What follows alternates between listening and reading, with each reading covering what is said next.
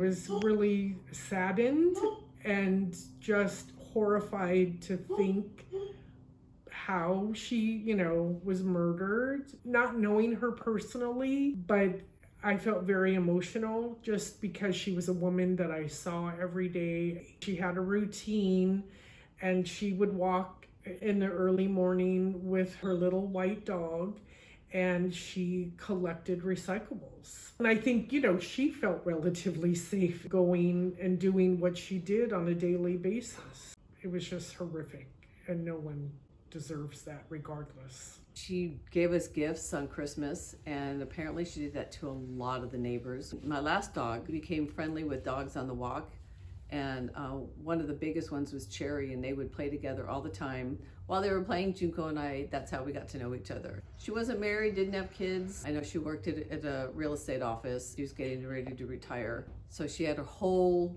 rest of her life ahead of her. It's just heartbreaking, gut-wrenching to think that it got taken from her by just some random guy. And I still think that she's going to be walking by the house. On Christmas Day, I realized I hadn't seen her. We took a walk down there, my husband and I knocked on the door, and that's her sister was there, and that's when her sister told us what had happened. I started looking online, didn't see anything, so I put it on Nextdoor. She knew a lot of people in the neighborhood, and I wanted them to know what had happened and why they wouldn't be seeing her anymore. I didn't want Junko's story not to be told. I didn't want senseless death to not be shared. I want something done about these mentally ill homeless people that are roaming our streets. We shouldn't have to live in fear of taking the bus, of picking up a can.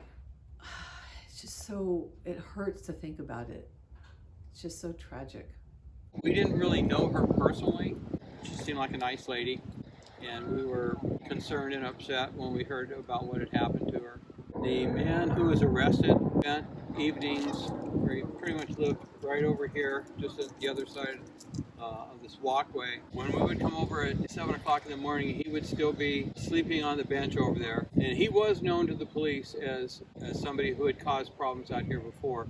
As far as over here at the park, I know there's people who deal drugs over here at night. Just kind of leave them alone, leave them be, stay away from them.